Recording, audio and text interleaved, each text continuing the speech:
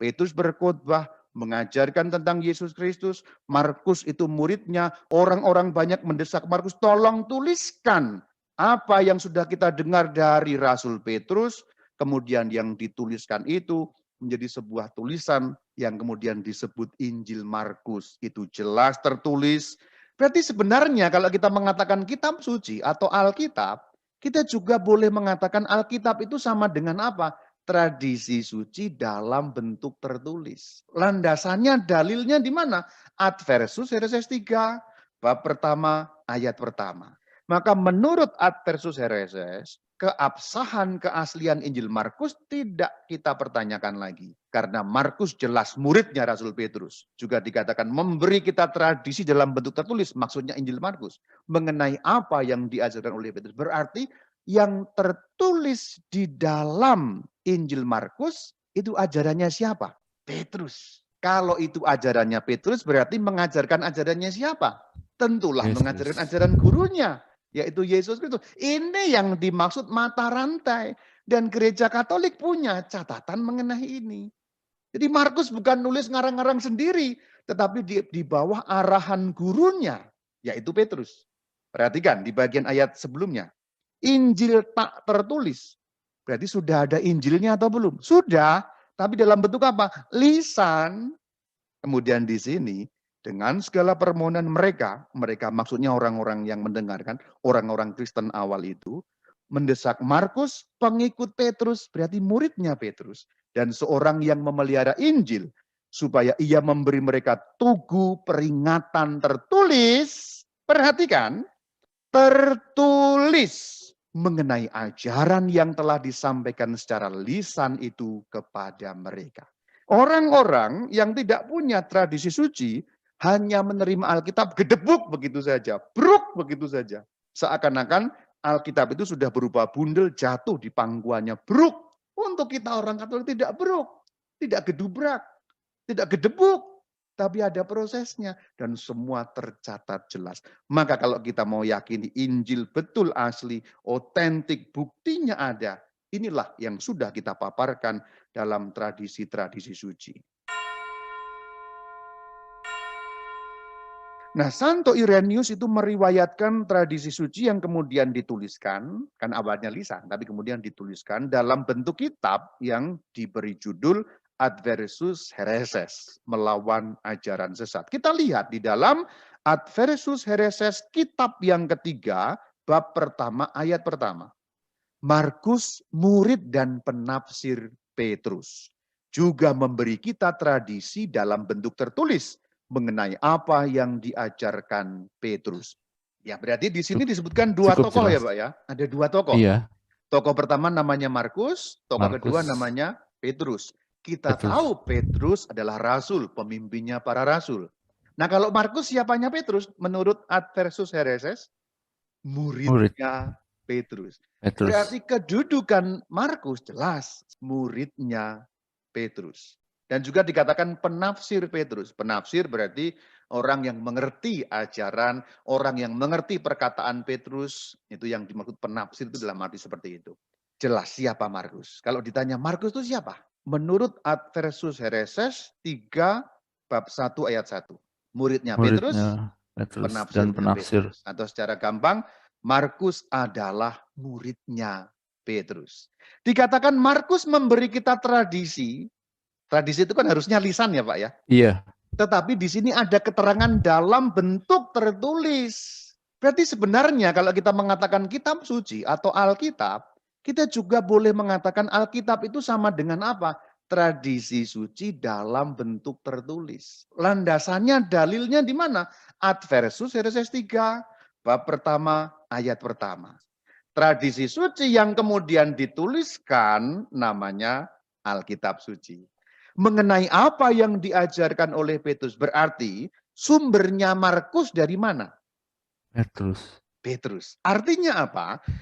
Artinya di sini meskipun Markus tidak pernah bertemu dengan Tuhan Yesus, tetapi ia punya sumber yang valid, yaitu Rasul Petrus, pemimpinnya para rasul, yang dengan demikian adalah saksi mata. Rasul Petrus saksi mata, bahkan yang jauh lebih tahu daripada murid-murid yang lain, Karena di dalam beberapa adegan dalam kitab-kitab Injil, kadang-kadang murid 12 tidak selalu ikut bersama-sama. Pada umumnya murid 12, yaitu 12 rasul itu memang ikut kemana-mana. Tetapi beberapa adegan tidak seluruhnya. Kadang-kadang adegannya hanya diikuti oleh 3 orang murid, yaitu Petrus, Yakobus, dan Yohanes. Ini tim inti dari tim inti. Muridnya Tuhan Yesus kan banyak, tim intinya 12. Nah dari yang 12 itu ada yang lebih inti lagi, yaitu Petrus, Yakobus, dan Yohanes. Contoh, ketika metamorfosis itu juga transfiguratio, apa itu Romo? Perubahan rupa. Jadi ketika Sang Kristus berubah-ubah di atas gunung, apakah 12 murid ikut semua? Tidak. Yang ikut siapa Pak Firdi? Petrus, Yohanes, Yakobus ya. Yes, itu betul. Berarti kalau Markus sumbernya adalah Rasul Petrus, layak dipercaya atau tidak? Layak dipercaya. Karena dari 12 murid itu ada 3 murid yang lebih inti lagi sebagai orang-orang yang hampir selalu bersama dengan baginda Yesus, maka lebih mengerti. Maka menurut Ad versus Hereses, keabsahan keaslian Injil Markus tidak kita pertanyakan lagi. Karena Markus jelas muridnya Rasul Petrus. Juga dikatakan memberi kita tradisi dalam bentuk tertulis, maksudnya Injil Markus. Mengenai apa yang diajarkan oleh Petrus. Berarti yang tertulis di dalam Injil Markus itu ajarannya siapa? Petrus. Petrus. Kalau itu ajarannya Petrus berarti mengajarkan ajarannya siapa?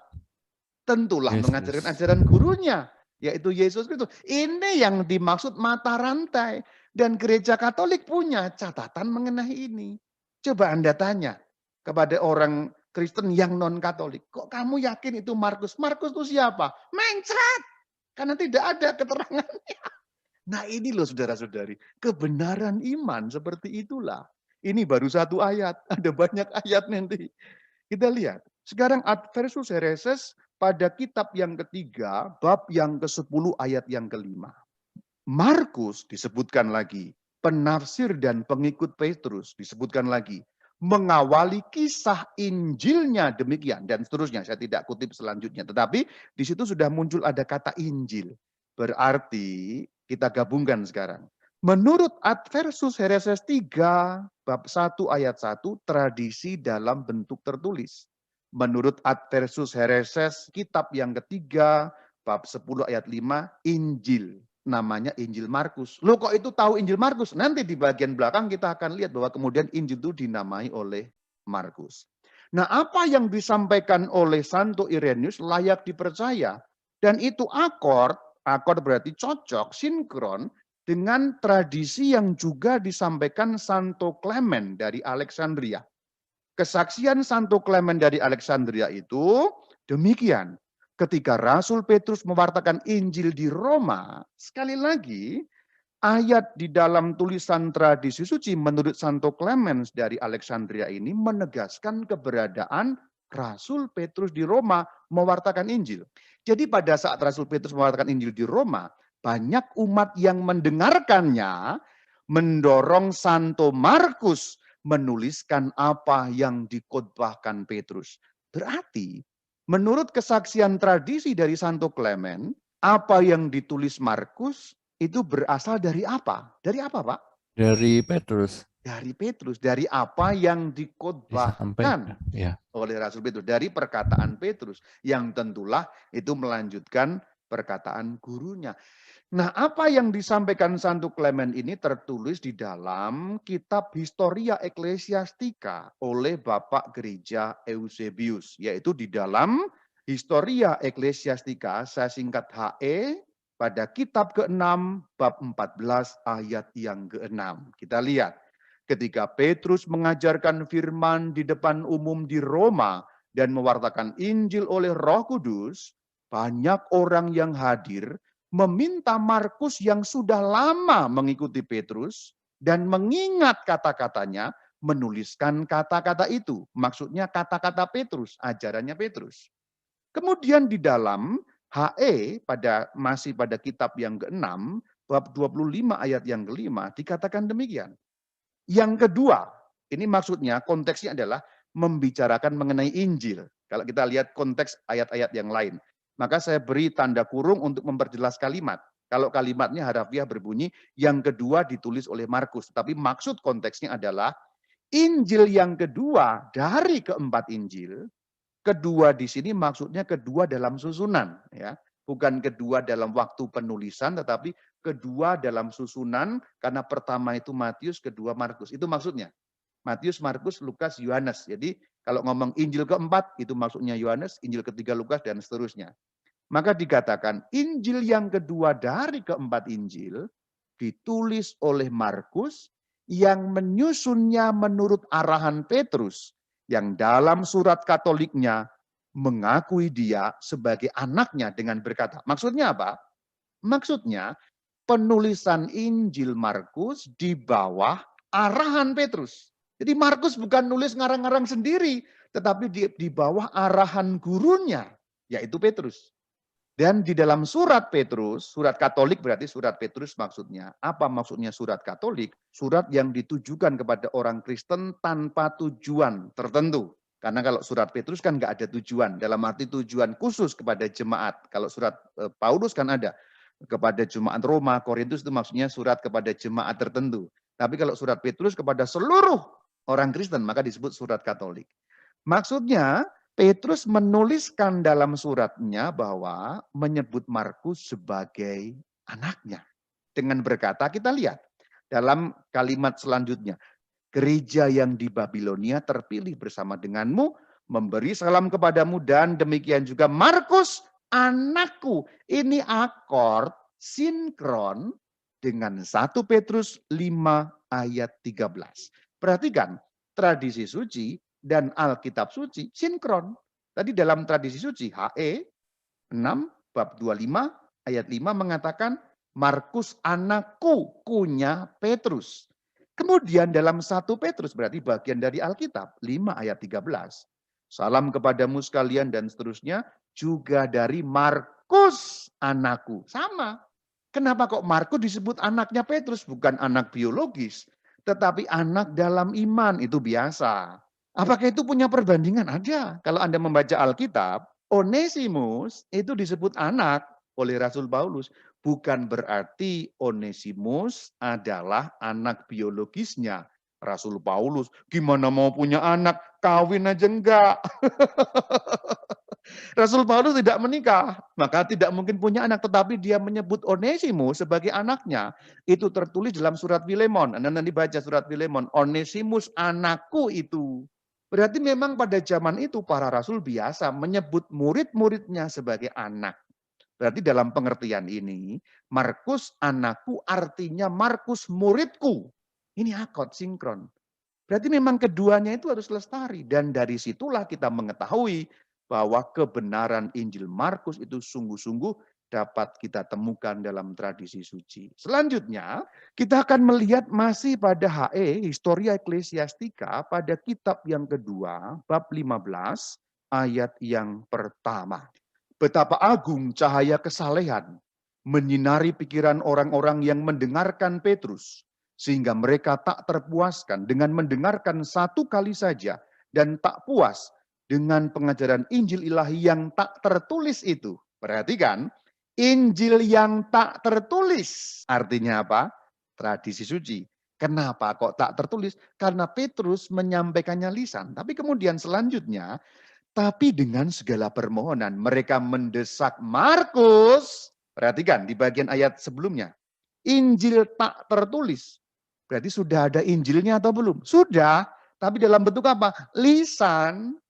Kemudian di sini, dengan segala permohonan mereka maksudnya orang-orang yang mendengarkan, orang-orang Kristen awal itu, mendesak Markus, pengikut Petrus, berarti muridnya Petrus, dan seorang yang memelihara Injil, supaya ia memberi mereka tugu peringatan tertulis, perhatikan, tertulis mengenai ajaran yang telah disampaikan secara lisan itu kepada mereka. Jadi proses penulisannya untuk seorang Katolik jelas. Bagaimana proses sampai menjadi Injil Markus itu jelas. Petrus berkhotbah mengajarkan tentang Yesus Kristus. Markus itu muridnya. Orang-orang banyak mendesak Markus, tolong tuliskan Apa yang sudah kita dengar dari Rasul Petrus, kemudian yang dituliskan itu menjadi sebuah tulisan yang kemudian disebut Injil Markus. Itu jelas tertulis di dalam tradisi suci gereja HE2 bab 15 ayat pertama. Mereka pantang mundur sampai berhasil membujuk orang itu. Maksudnya orang itu Markus. Dan terjadilah Injil tertulis yang menyandang nama Markus. Jadi kenapa Injil yang kedua menyandang nama Markus dan bagaimana keasliannya? Jelas di dalam tradisi suci gereja. Kalau kita hanya mengandalkan Alkitab, tidak ada keterangan mengenai ini semua. Karena apa? Karena memang iman seutuhnya baru jelas, baru sungguh-sungguh utuh kalau tradisi suci dan Alkitab suci dapat kita pahami bersama-sama karena tidak mungkin meninggalkan salah satu. Maka dengan mengambil satu contoh kasus yaitu Injil Markus, tentu kalau menguraikan keempat Injil tidak cukup waktunya. Semua ada, seperti ininya ada. Bagaimana terjadinya Injil Matius diceritakan dalam tradisi suci, Injil Lukas, Injil Yohanes, semua ada. Tapi saya mengambil satu contoh Injil Markus supaya kita tahu bagaimana bukti-bukti otentik keaslian Injil itu dapat dipertanggungjawabkan di dalam iman gereja Katolik, yaitu gereja yang satu kudus, Katolik dan Apostolik, didirikan langsung oleh Sang Kristus. Dari mana pertanggungjawaban itu? Dari tradisi suci. Maka ketika kita sudah mempelajari ini, kita kemudian dapat mempercayai layaklah Injil yang menyandang nama Markus atau Injil Markus itu kita percaya sebagai bagian dari iman kita, yaitu bagian dari Alkitab, karena Markus bukan ngarang, tapi mendengarkan Rasul Petrus, menulis di dalam arahan Petrus, dan itulah yang kemudian menjadi Injil Markus bagi kita. Tidak hanya soal menuliskan tetapi kalau Rasul Petrus tidak memberi izin, tidak memberi wewenang, tidak mengesahkan, tidak jadi.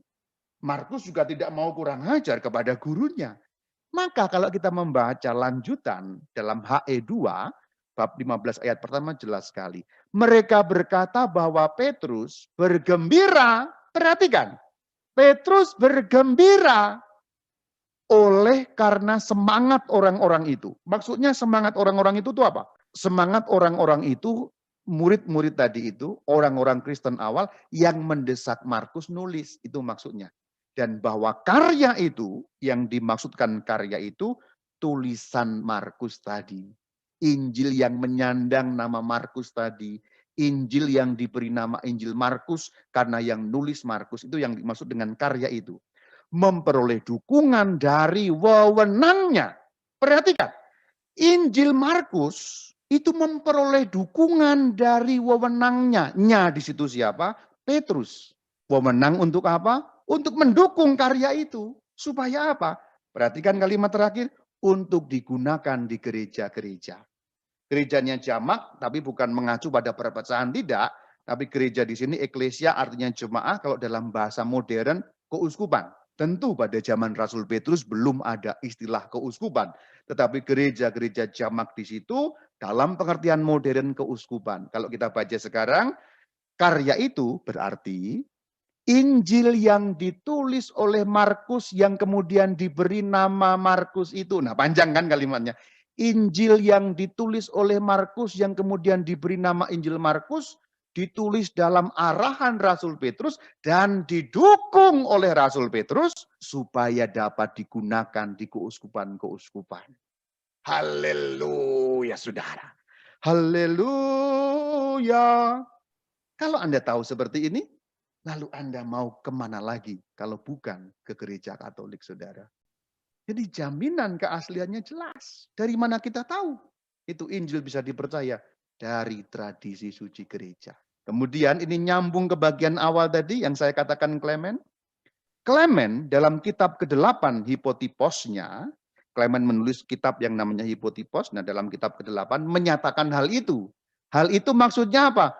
Bahwa Injil Markus itu begini seperti yang sudah kita pelajari tadi.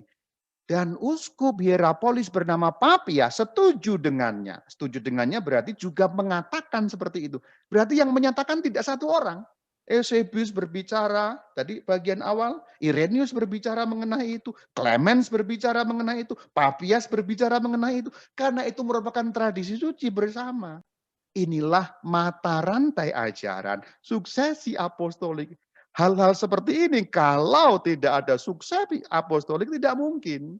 Orang-orang yang tidak punya tradisi suci hanya menerima Alkitab gedebuk begitu saja, bruk begitu saja. Seakan-akan Alkitab itu sudah berupa bundel jatuh di pangkuannya, bruk. Untuk kita orang Katolik tidak bruk, tidak gedubrak, tidak gedebuk, tapi ada prosesnya dan semua tercatat jelas. Maka kalau kita mau yakini Injil betul asli, otentik, buktinya ada. Inilah yang sudah kita paparkan dalam tradisi-tradisi suci. Ada keterangan tambahan, Petrus menyebut Markus sebagai apa? Sebagai anak dalam gambaran, ya, dan seterusnya ini sudah kita bahas, tapi lebih menguatkan lagi, yaitu dalam HE pada kitab yang kedua, bab 15 ayat yang pertama, semakin menegaskan lagi bagaimana autentisitasnya. Demikian mengenai Markus. Hieronymus, kapan-kapan lah kita bahas. Saya mengakhiri pertemuan kali ini, Shalom Alaikum.